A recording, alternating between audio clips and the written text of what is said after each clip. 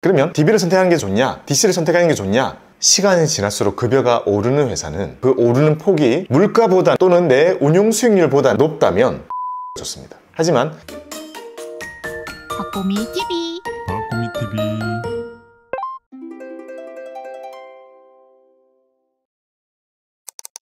네, 이번 시간에는 국민연금 1편에 이어 2편 영상을 이어서 찍어보도록 하겠습니다. 하나로 만들었는데 PT가 길어가지고요 1, 2부로 쪼개서 이렇게 내보내드리고 있습니다. 조금 더 깊은 내용이 될 텐데요, 국민연금의 투자 방식, 어떤 원칙으로 투자를 하고 있는지 저희가 한번 파헤쳐보는 시간을 준비했습니다. 안녕하세요, 감독님. 네, 안녕하세요. 오늘 비도 오고 날씨도 흐린데 더 안 보이는 거 아니에요? 점점 침침해지고 있어요.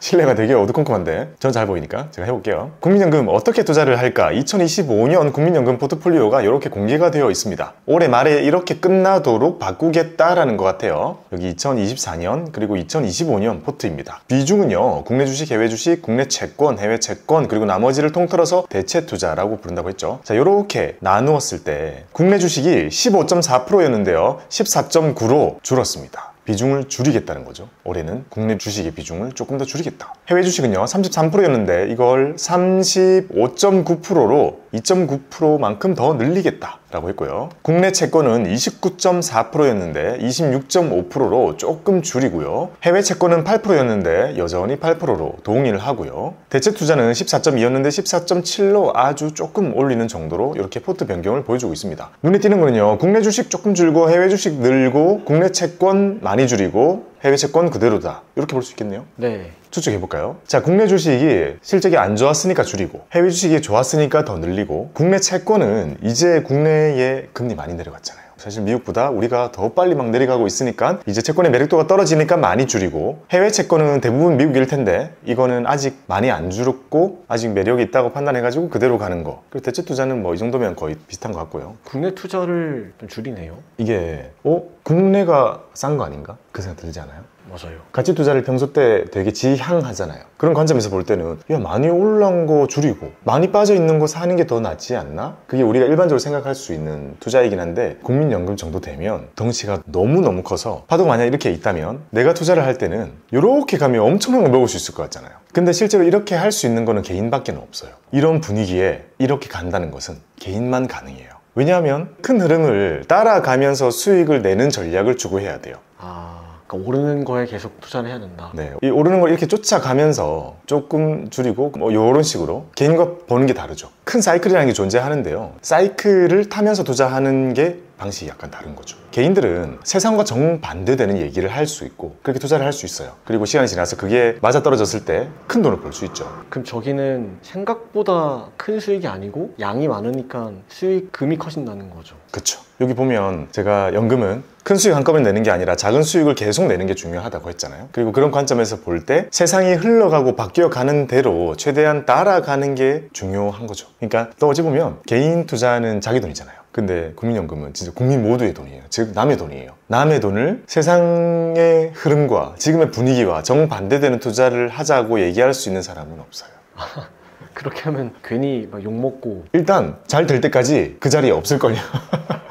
지나고 나서 야, 전에 이거 맞춘 애 있지 않았어? 그 사람 3년 전에 나갔는데요? 막 이렇게 된다니까요. 그러니까 이 기금 운용이라는 것은 엄청 다양한 이해관계자가 있는 거잖아요. 그래서 모든 사람들을 충족시키는 방향으로 흘러가야 되기 때문에 우리가 생각하는 것만큼 완전히 역발상 같은 가치 투자는 쉽지 않습니다. 최근에 이런 자산들이 보여줬던 몇 년 동안의 레코드를 보게 되면 해외 주식을 무조건 낼 수밖에 없는 그런 결과가 도출이 되죠. 그래서 어찌 보면 지금은 이렇게 돼 있는 게 미국 주식 그림이잖아요. 자, 이런 단계여서 우리가 살려고 하면 이거 빠지는 중인가? 또는 전반적으로 비싼 가격대 아닌가? 라는 생각을 할 수 있지만, 훨씬 긴 시계로 봤을 때는 해외 주식이라는 것이 이 부에 안겨다 주는 영향력과 국내 주식이 안겨다 주는 것의 차이는 너무나 극명하기 때문에 시간이 지날수록 그 데이터는 점점 더 쌓여가는 거잖아요. 그러니 해외 주식은 계속 켜질 수밖에 없을 겁니다. 그래서 지금은 우리나라의 국민연금인데 이게 우리나라에서 품을 수 있을 정도의 사이즈가 아니라 했잖아요. 너무 큰 돈이기 때문에 해외 주식이 36% 정도, 그리고 국내 주식은 15% 정도의 크기를 보여주고 있습니다. 근데 이게 맞겠죠. 해외 시장은 너무나 크니까 36 정도 담아도 충분하고, 우리나라는 어차피 글로벌로 봐도 2%밖에 안 되니까 15%를 담은 건 오히려 많이 담았다고 볼 수 있겠네요. 자, 지금 이 화면은요 1월 말 기준입니다. 여기 체크를 된 거 보면요, 우리가 아까 국내 주식은 14.9 거의 15% 정도를 사야 되고, 해외 주식은 35.9였나요? 네, 35.9.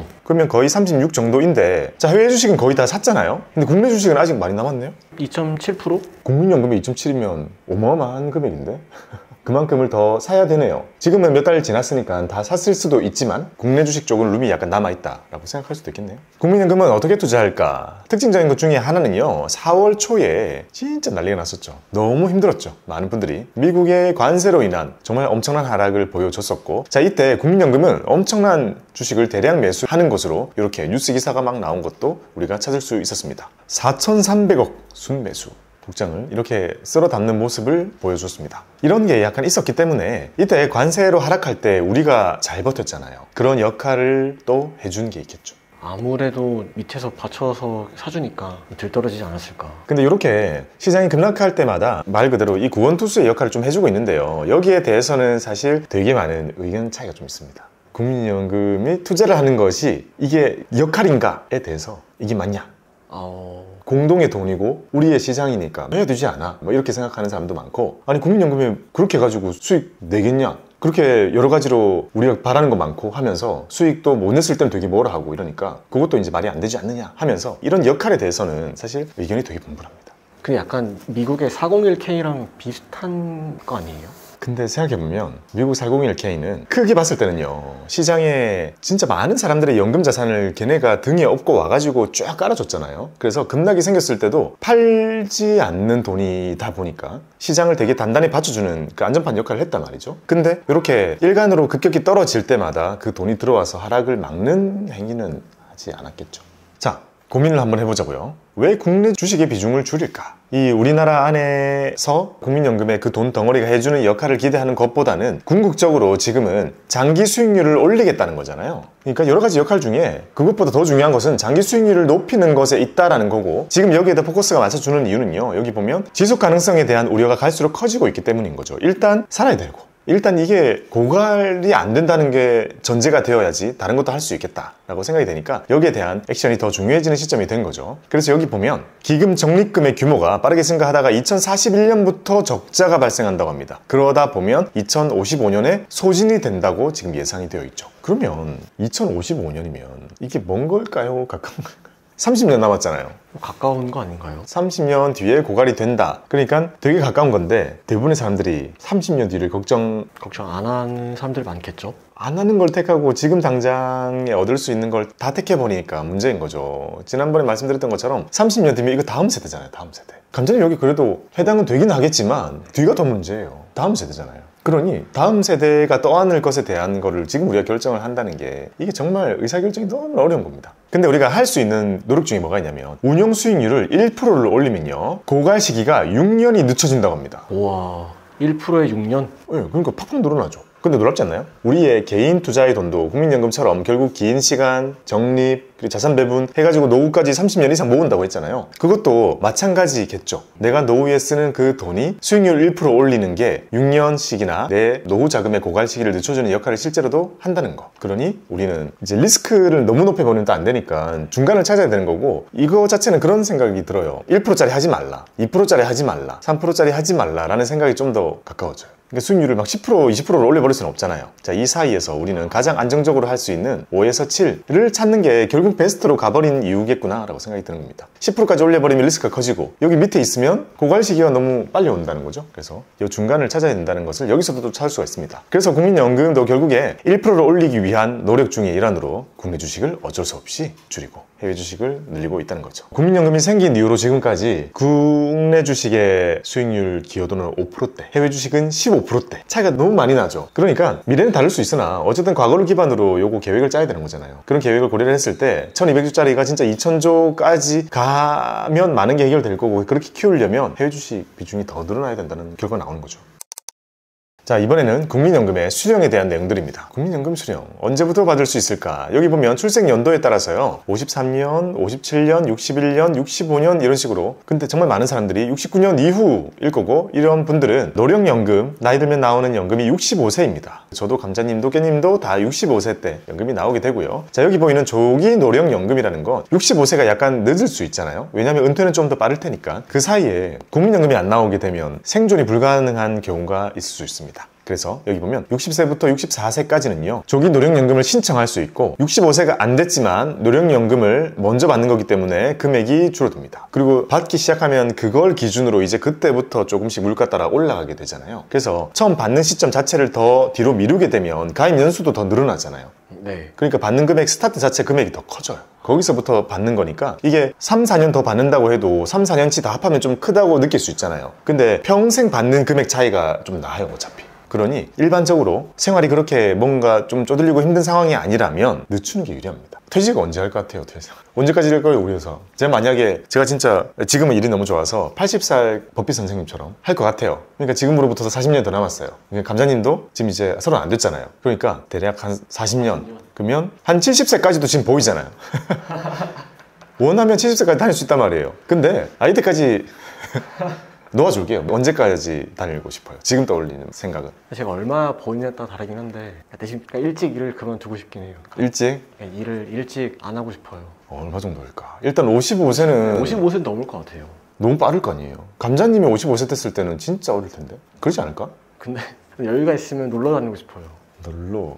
호호. 자, 그럼 65세 은퇴했어요. 자, 국민연금이 이제 봐봐요. 10년 차이 납니다. 10년 동안은 국민연금이 안 나와요. 이걸 뭐라 부르냐면 소득 크레바스라고 불러요. 그러니까 소득이 없는 틈이라는 뜻입니다. 소득이 없는 틈이 옛날에는 5년이었단 말이에요. 감자님은 10년이에요, 지금. 원하는 대로 라이프를 즐긴다면. 그러면 자, 10년 동안 내 삶을 커버해야 되는데, 중요한 거는 이때 지출이 더 크다는 거예요. 왜냐면 우리가 그것도 고려해야 돼요. 나이가 쭉 들어서 100살까지는 살 거라고 제가 얘기했죠. 100살 넘기까지. 그때 갈 때까지는요 지출이 점점 줄어요. 이건 필수 불가결해요. 근데 지금 얘기한 55세 관두고 65세까지가 소득 크레바스인데 이때 제일 많이 쓰고 싶다는 거잖아요. 그러면 일 더 해야겠는데요.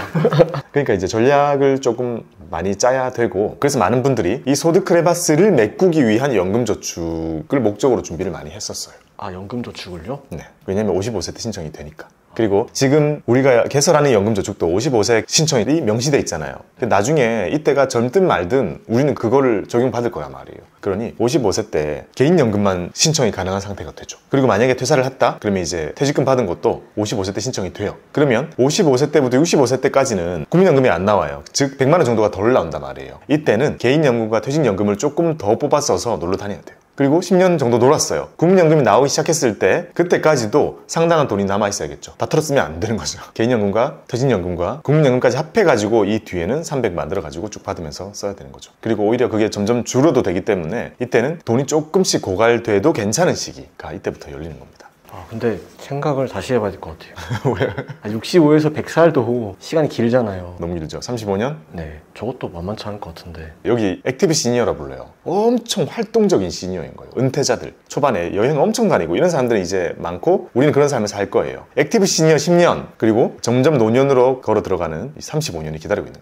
이렇게 조기 노령연금은 밑에 보면 청구 연령에 따라서 70%에서 99.5%까지, 그러니까 연도에 따라서 이 정도가 이제 지급이 되게 됩니다. 그러니까 요거는 평생 내가 받을 금액 자체는 줄어요. 하지만 지금 당장에 소득이 없는 걸 해결하기 위해서 신청한다는 거죠. 그러니까 우리의 목표는 뭐가 돼야 돼요? 일단 조기 노령연금을 신청하지 않아도 이 초반 액티브한 이 10년을 채울 수 있는 다양한 금융 자산이 있어야 돼요. 자, 얼마나 받을 수 있을까요? 놀랍게도 2025년 월 평균 국민연금의 지급액은 67만 원 정도라고 합니다. 근데 이게 아마 평균이라서 그런 거 있겠죠. 국민연금을 작게 받은 사람은 정말 작고, 많게 받은 사람은 정말 많이 받진 않는다 했잖아요, 낸 거 대비해서. 그래서 소득 분배의 기능이 들어있기 때문에 평균 금액 자체는 아주 작게 나오지 않을까 생각이 듭니다. 예를 들어서 10년만 채운 사람들, 자, 국민연금 받는 거는요 이렇게 물가 상승률까지, 인플레까지 다 반영해 줍니다. 692만 명이 국민연금을 지금 이렇게 받고 있고 67만 원 정도, 좀 작죠? 근데 이렇게 생각할 수 있어요. 자, 인플레에 따라서 요거 계속 올라간다 했잖아요. 요 금액도 계속 올라갈 거고, 이제 감자님이 받을 먼 미래는 이 금액 자체는 일단 숫자 자체는 엄청 클 거예요. 근데 그게 가지고 있는 화폐의 파워, 구매력 자체는 지금 우리가 느끼는 거랑 큰 차이는 없을 겁니다. 평균을 바라보기보다는 나는 어쨌든 계속 좀 정규직으로 근무를 하고 이대로 쭉 해서 가입 연수를 충분히 채울 수 있을 거다라고 우리는 기대하고 있는 거기 때문에 일단 지금 우리가 체감하는 100만 원 정도 또는 100만 원 이상은 우리가 받을 수 있다고 기대할 수 있는 거죠.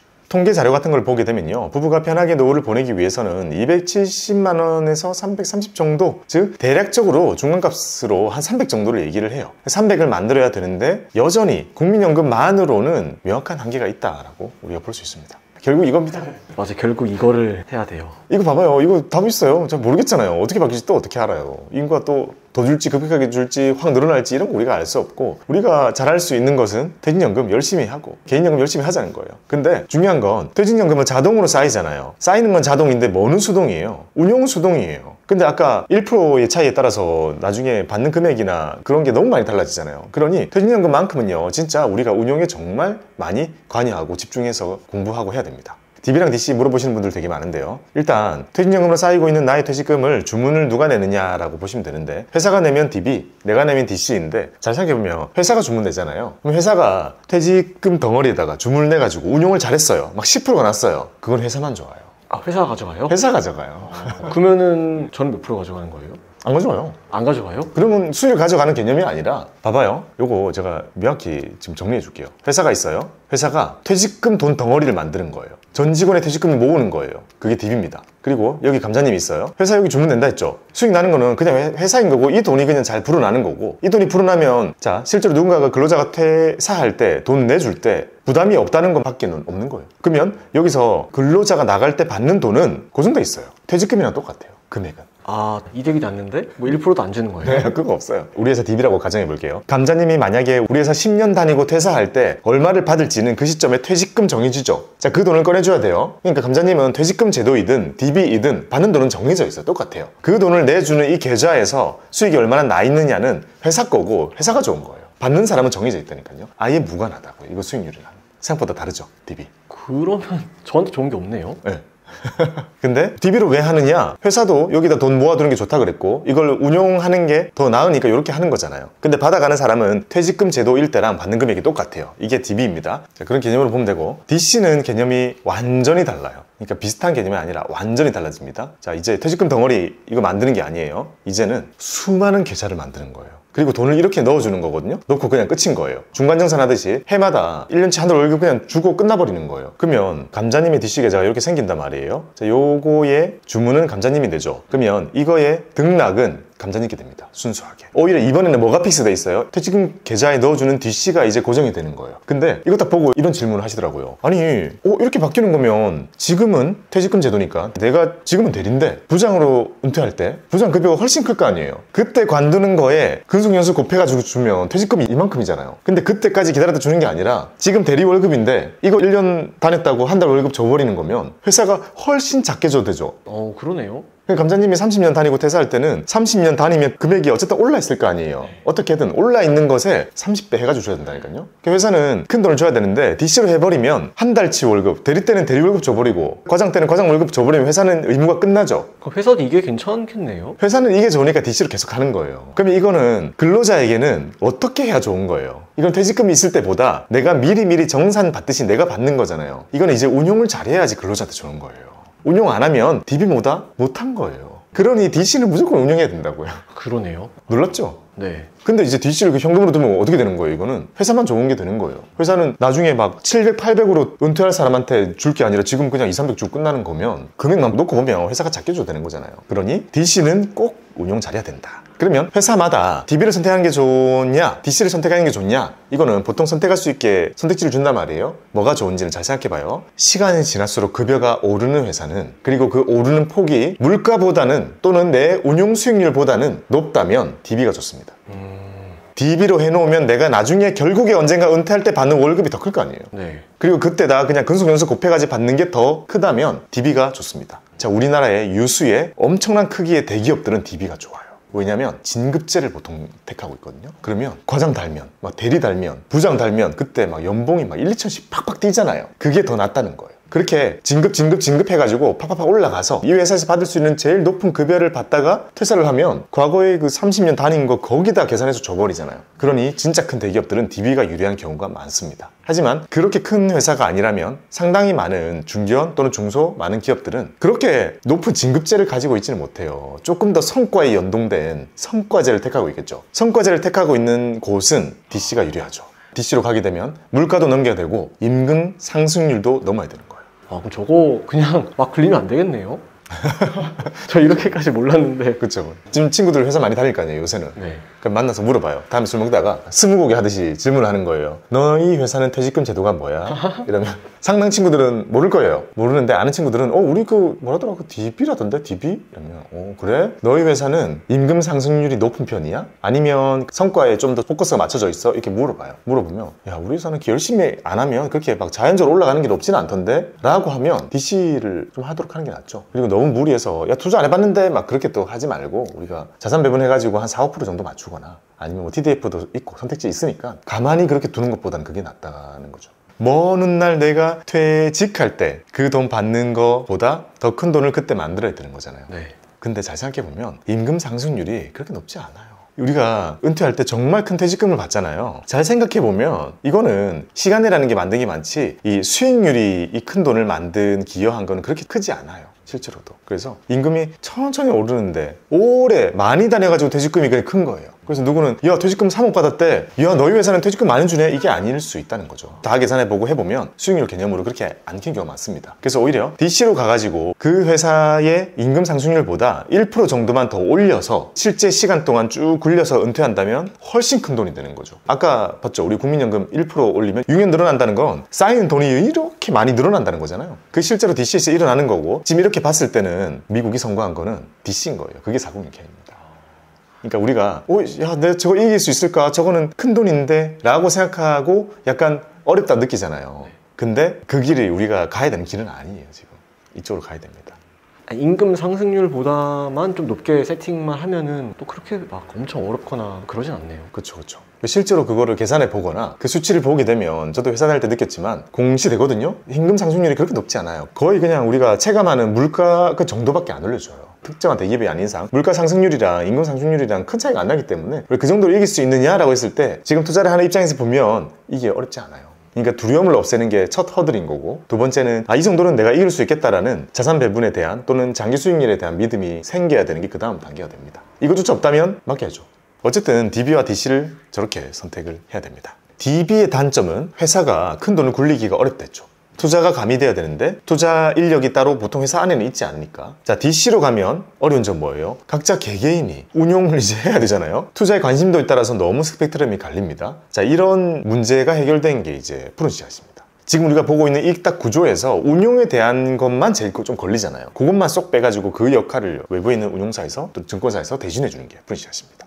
오, 이건 뭔가요? 이거는 국민연금공단에서 메일이 왔습니다. 저한테 매월 24만 3천 원씩 납부를 405개월 동안 납부를 하면은 몇 년인 거지? 405개월이면? 60세 될 때까지인 거예요? 네. 대략 30년 넘겠네요? 네, 98만 원을 저한테 준다고 합니다. 예상 연금 월액이 국민연금은 물가 커버 해주기 때문에 지금 우리가 체감하는 98만 원만큼을 나중에 받게 되실 겁니다. 만약에 감자님의 소득이 올라가지고 더 내잖아요. 그러면 이제 이 우편물에 오는 이 금액 자체가 올라가요. 어떤 가정이 있냐면 소득이 변동하지 않는 것으로 가정인 거잖아요. 그러니까 감자님이 지금 이대로만 계속 내면 나중에 지금 우리가 체감하는 98만 원이라는 돈이 그때 얼마인지는 몰라요. 하지만 그때 반영된 걸로 받을 겁니다. 현재 가치로 기준으로. 자, 감자님의 소득이 올라가게 되면 이 금액이 올라갈 거고, 가면 이거는 그대로일 거고, 이 금액은 올라간 걸로 다음에 나와요. 그러니 이제 이걸 보면서 저희가 미니멈으로 삼을 수 있는 건 적어도 감자님이 지금 이제 시작한 거잖아요. 우리 회사에서 지금 앞으로 평생 받을 급여 중에 제일 작은 거를 받게 되는 거잖아요. 그렇게 했을 때 98만 원 정도이기 때문에 나중에 이제 올라가는 거는 저도 어떻게 될지 모르죠. 하지만 이것보다는 훨씬 높이 올라갈 겁니다. 그러니 국민연금이 내 인생에서 커버해주는 정도가 어느 정도의 규모인지를 우리가 대략적으로 추측할 수 있죠. 생각보다 많이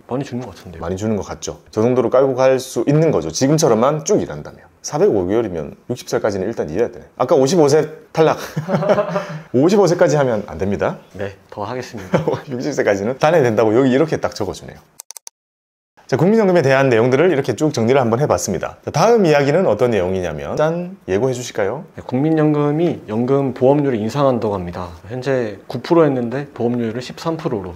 요즘에 참 많이 볼 수 있는 숫자죠, 이거. 소득 대체율도 43%. 네, 40에서 43까지 더 올립니다. 이게 국회 본회의를 통과했습니다. 2007년 이후로 18년 만에 연금 개혁이 지금 1차적으로 성큼 이렇게 진전이 되고 있는 거죠. 자, 이 큰 변화는 우리에게 큰 의미를 줄 것 같기 때문에 여기에 대한 내용은 다음 기회에서 조금 더 디테일하게 우리가 정리를 해서 알려드려야 되겠다라는 생각을 했습니다. 첫 번째 국민연금 시간에서는요, 이게 어떤 취지고 얼마나 돈이 모여있고 어떻게 굴려지고 있고 우리가 언제 얼마 정도를 받게 될지라는 내용들을 감자님 기준으로 이렇게 쭉 살펴본 거고, 이번에 변화가 생기게 되면 감자님이 내는 돈과 받는 돈에 어떤 변화가 생기는지는 반영 안 된 걸 거 아니에요. 네. 그러니 그거까지 이제 살펴보는 게 그 다음 내용이 되겠습니다. 자, 이렇게 국민연금에 대한 첫 번째 시간을 가져봤습니다. 다음 국민연금 디테일한 내용으로 또 가지고 돌아오겠습니다. 준비 잘 부탁드립니다. 네.